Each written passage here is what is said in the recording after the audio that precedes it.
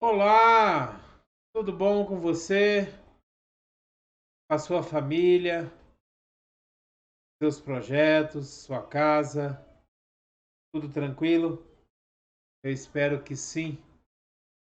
Que você tenha um dia abençoado, uma semana abençoada, próspera, com felicidade, tranquilidade na sua vida, na vida da sua família, seu trabalho, em nome de Jesus. Que as coisas estejam correndo de uma forma tranquila para você nesse tempo. É o que eu desejo a você em nome de Jesus.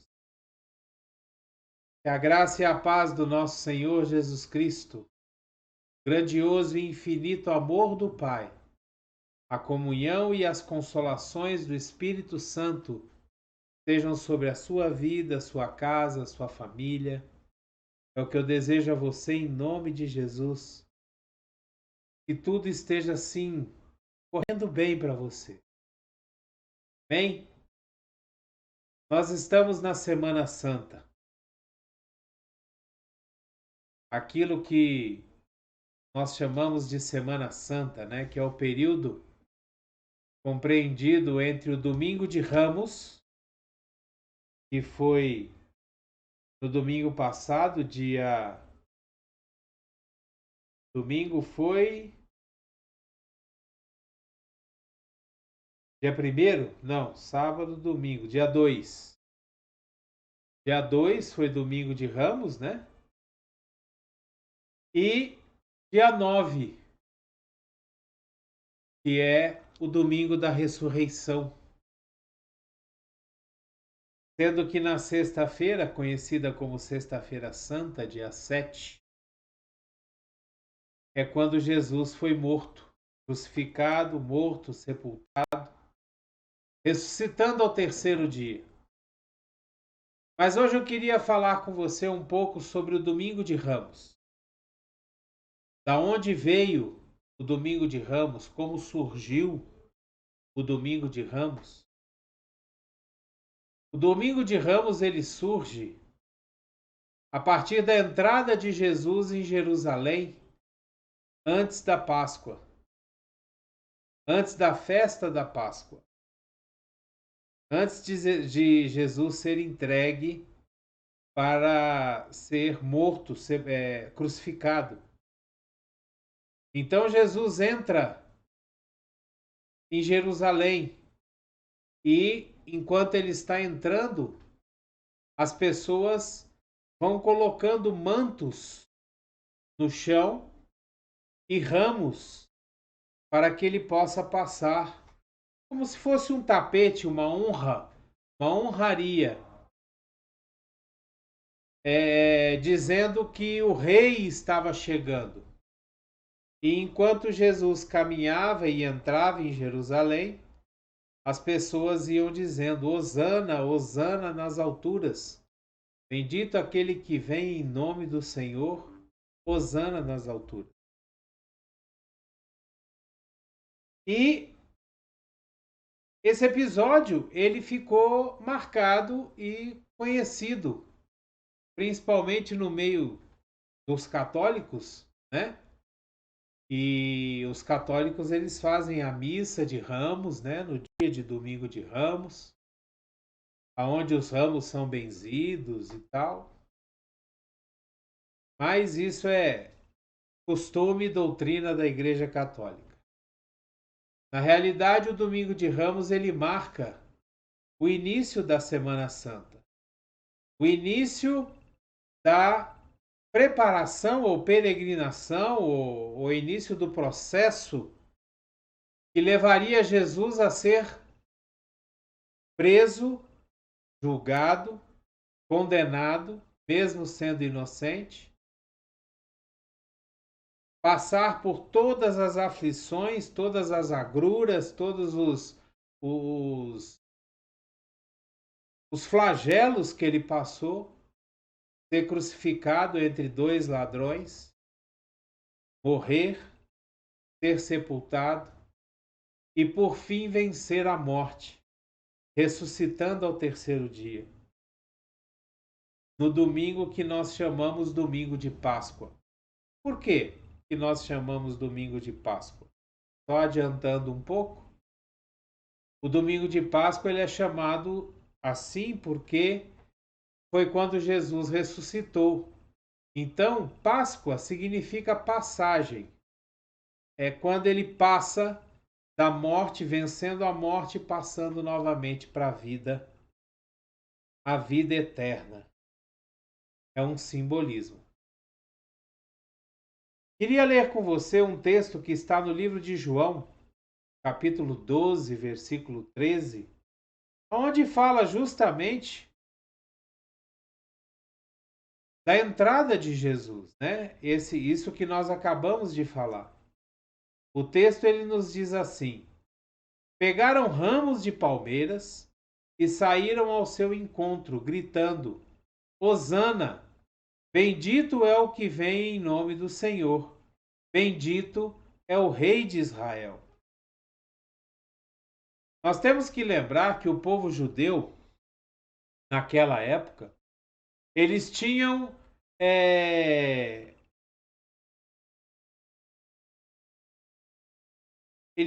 a ideia de que Jesus seria um rei físico deste mundo. Eles achavam que Jesus ia montar um exército e vencer os romanos, libertar o povo judeu dos romanos e ia reinar fisicamente nesse mundo. Mas como Jesus falou diversas vezes, ele fala que o reino dele não é desse mundo, né? Que ele estava preparando o caminho para o seu reino, preparando o caminho para chegar ao Pai. Jesus fala isso diversas vezes, né? E uma das mais importantes que ele fala é quando ele declara que eu sou o caminho, a verdade e a vida, e ninguém vai ao Pai se não for por mim. Né? E ele fala para Pilatos, ele fala durante o julgamento: o meu reino não é deste mundo. Eu não sou rei aqui. O meu reino é celestial.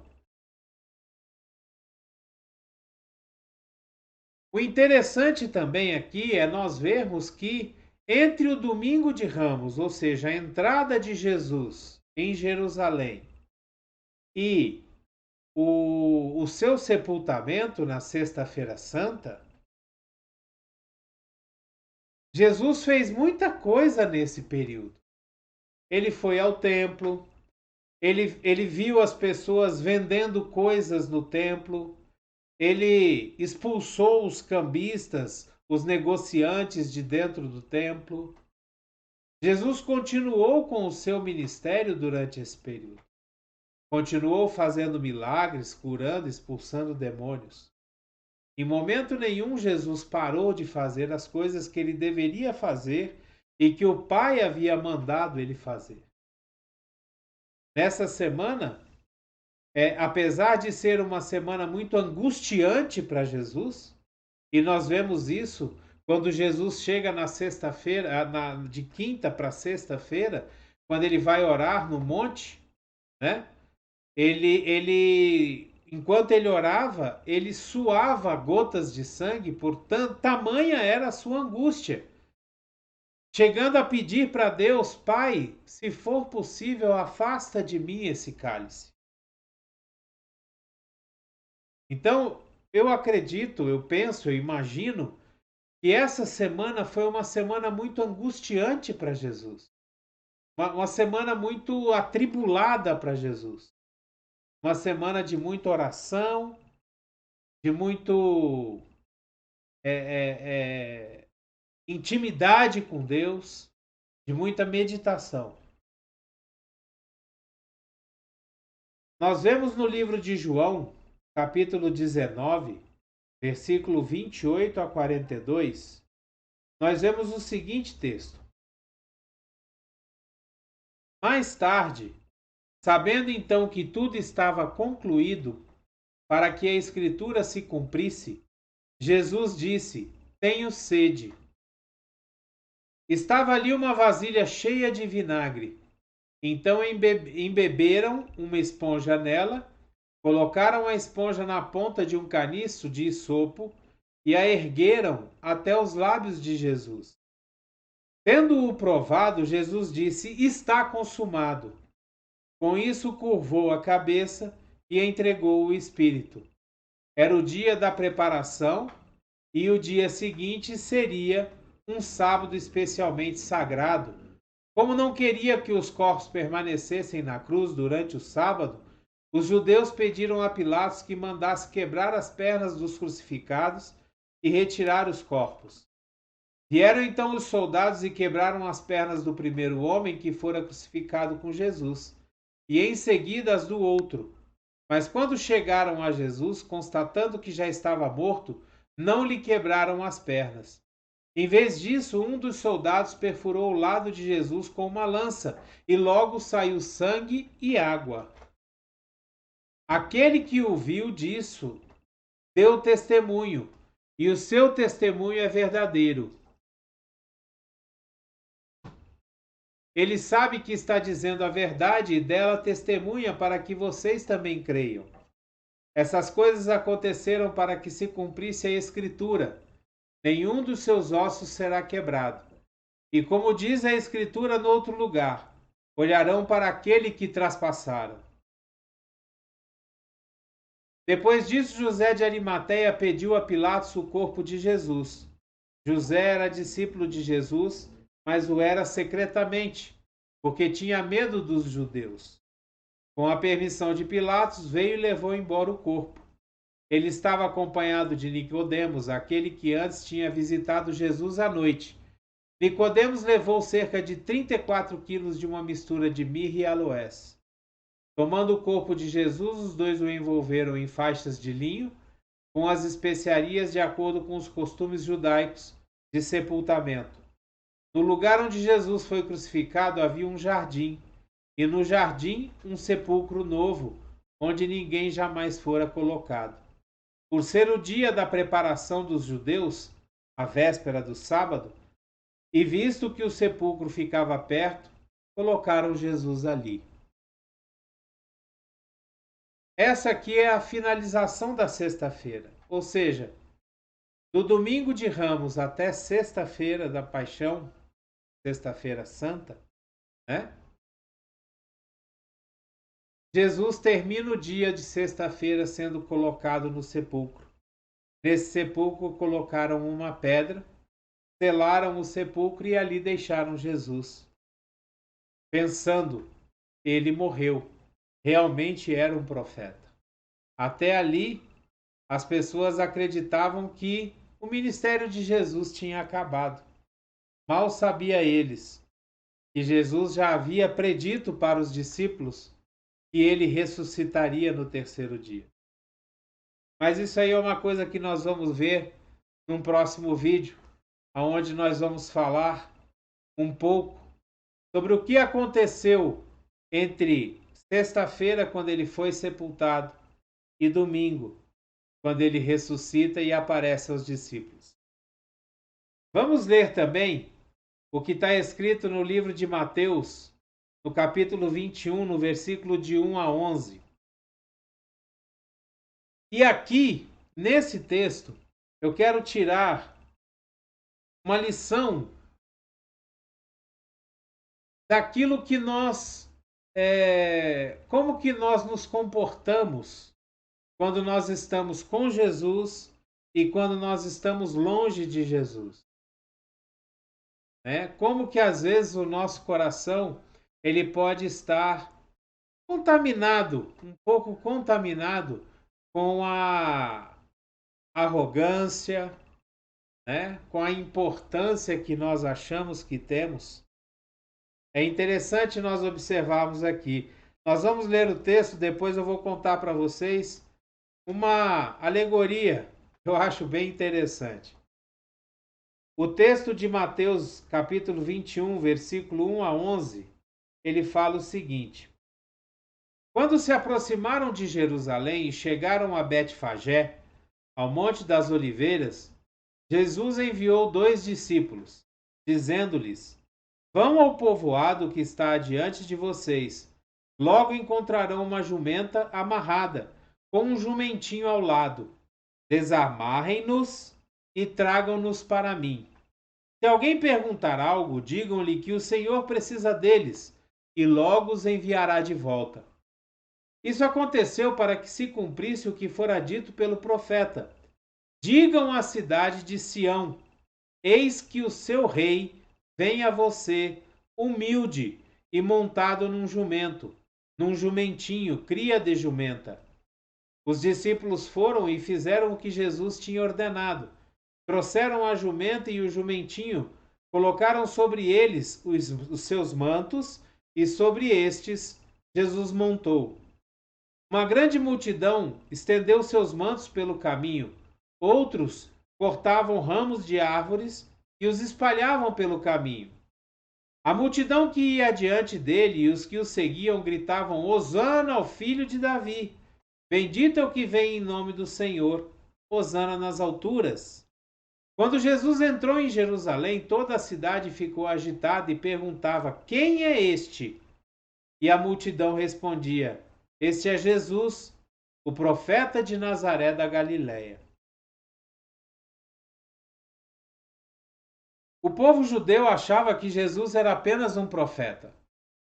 A grande maioria dos judeus ainda não acreditava que Jesus era o próprio Filho de Deus, que tinha vindo ao mundo para nos salvar, para nos redimir. O próprio povo judeu não acreditava. Mas eles diziam que Jesus era um profeta vindo de Nazaré.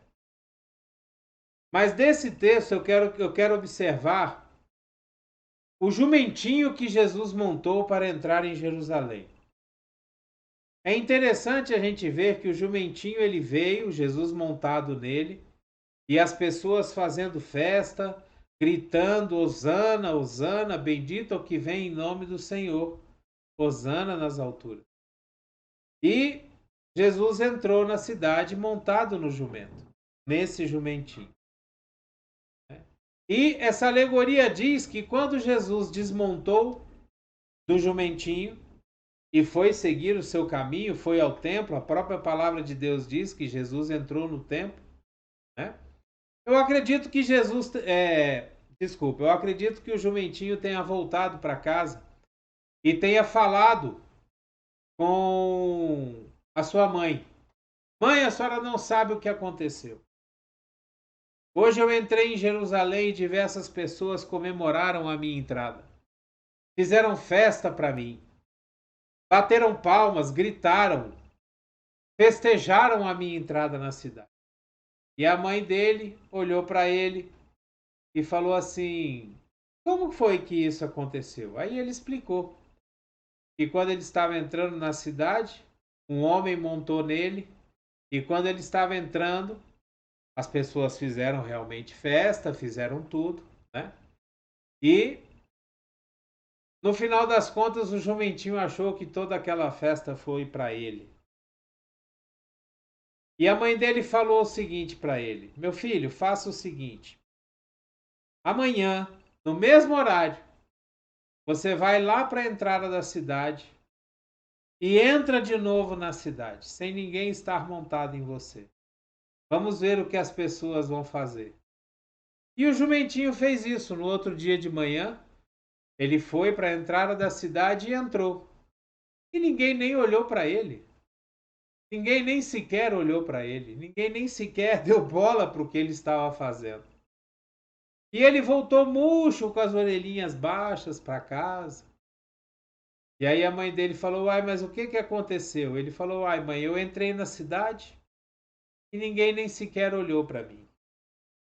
E a mãe dele, muito sabiamente, virou para ele e falou assim: Meu filho, a importância era aquele que estava montado em você.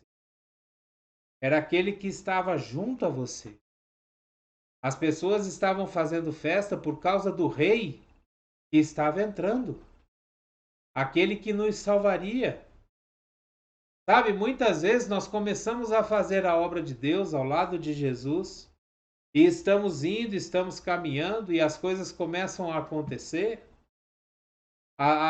Os sinais começam a acompanhar as palavras que nós fazemos, as pregações, os louvores, e nós começamos a ensoberbecer o nosso coração, encher o nosso coração e achar que é por nossa causa, por causa da nossa habilidade, da nossa forma de falar, da nossa boa voz, da nossa habilidade de tocar instrumentos. E é necessário que um dia as pessoas não olhem para o que a gente está fazendo. As pessoas parem de olhar para nós, para que a gente entenda que sem Jesus estar conosco, sem Jesus estar ao nosso lado, sem a unção do Espírito Santo, nada acontece. As pessoas não vão fazer festa, as pessoas não vão ver os milagres acontecerem. Pela nossa própria força, nada vai acontecer. Nós não podemos perder um minuto sequer da nossa comunhão com Jesus. Nós não podemos perder um minuto sequer da nossa intimidade com Deus, da nossa comunhão com Jesus e o Espírito Santo. Sem eles, nós não podemos fazer nada. Sem eles, nós não somos nada. A palavra de Deus nos diz, no livro de Coríntios, se não me engano, quando ele fala do amor, ainda que eu falasse a língua dos homens, ainda que eu profetizasse, ainda que eu fizesse todas as coisas, sem amor eu nada seria. Sem o amor de Deus na minha vida eu nada seria. Sem a unção do Espírito Santo eu nada sou. Eu nada sei fazer. Sabe, a coisa mais importante que nós temos na nossa vida é a presença e a comunhão com Jesus. A comunhão com o Espírito Santo. A comunhão e a intimidade com o nosso Pai do céu, nosso Deus. Isso é o de mais importante que nós temos. E eu queria que verdadeiramente, essa época da Páscoa, muito mais importante do que nós ficarmos preocupados com os ovos de Páscoa, com as comidas que vamos fazer no domingo ou na sexta-feira santa, nós nos preocupássemos com aquilo que Deus tem para nós, com a nossa intimidade, com a nossa comunhão, como está a presença de Deus na nossa vida. E logicamente isso eu estou falando para você que já entregou a sua vida para Jesus.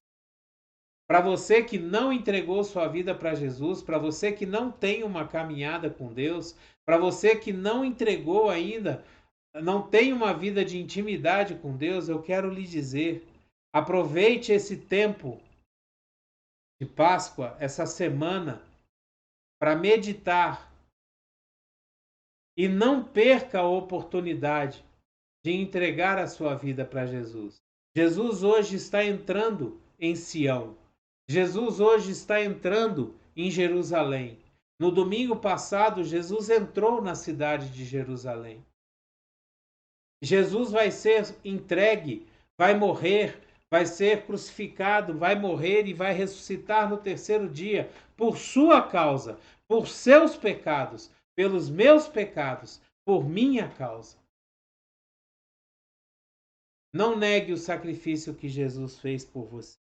Entregue sua vida para Deus. Entregue sua vida para Jesus.